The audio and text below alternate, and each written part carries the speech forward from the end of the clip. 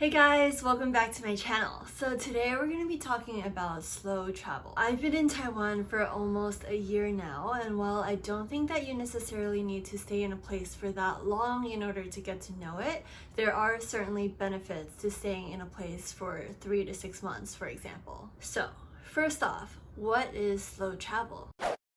Slow travel is an intentional approach to travel that includes staying at a destination for a longer period of time. It prioritizes connection and experiences rather than traveling to a place solely for the sake of saying that you've been there. Have you ever taken a trip with an itinerary so packed that when you got back from vacation, you actually needed a mini vacation at home just so that you could relax and unwind? Well, slow travel provides an alternative solution to that. Slow travel literally means slowing down the pace at which you travel. So, for example, if you're visiting a city that would normally take 1 day to explore, maybe you extend that for an entire week or 2 weeks instead. Or, for example, maybe a 2-week itinerary through Europe can be extended for several months. I know that slow travel can take additional funds and time, and there are definitely some privileges associated with that, but we'll cover those in a separate video, so subscribe if you want to stay connected for more. Today we're just going to be talking about why slow travel might be for you and some of the top benefits of moving at the slower pace. Number 1, connect more. Slow travel allows you to stay at a place for a long enough time to really fully understand its local culture, customs, and traditions. When you're able to slow down and set a routine in your new location, you can really begin to prioritize living as a local and experiencing all the little things that come along with that. 2, smaller environmental impact.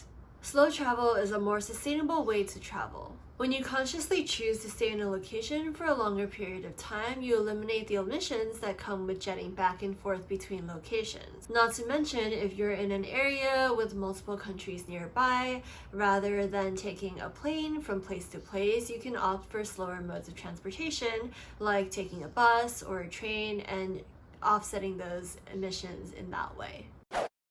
Number 3, smaller social impact. Tourism is great, but sometimes it can be pretty detrimental for local communities. Whether it's the slow degradation of local customs and traditions or locals getting priced out of their own homes, the influx of outside influence can be potentially negative on smaller local communities.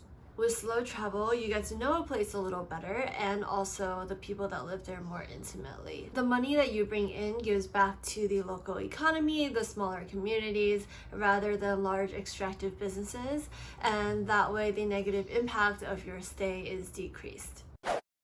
Number 4, relaxation. Slow travel gives you the opportunity to establish a routine and to relax into a slower pace of life. Rather than rushing from one destination to another and from city to city, you can then space out your adventures. Furthermore, slow travel gives you the luxury of taking days off. I know, taking days off while traveling, right? Isn't that wild? So when you're given only a few days or a few weeks to explore a region, it's natural to want to pack in as many sites and adventures as you can. But with slow travel, because things are spaced out a little bit more, you can really just pace things out and really dive in depth into a specific location or activity, and even take rest days when you just want to stay at home sometimes.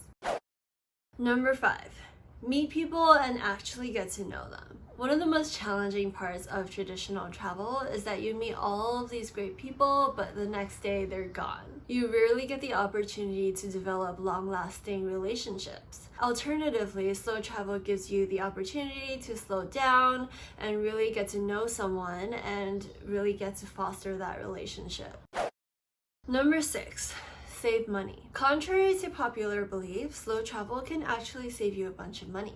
Slow travel gives you the opportunity to negotiate housing prices. So if you're staying in a location for a longer period of time, you can negotiate a cheaper rate because landlords want their occupancies filled. Yeah. Additionally, you can save money by cooking and shopping like a local. So buying groceries instead of eating out every day, which is something that you typically do when you travel normally.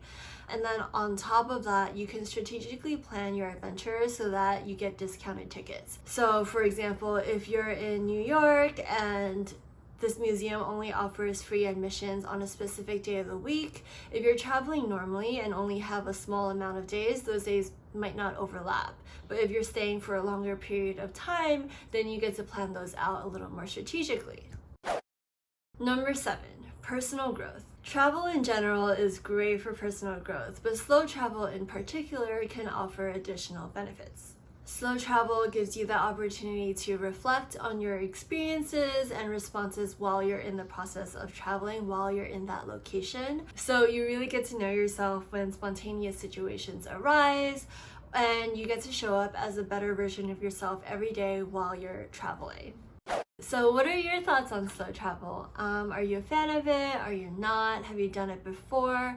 What are some tips that you would leave for other slow travelers? Share your thoughts in the comments below and stay subscribed if you'd like to hear more.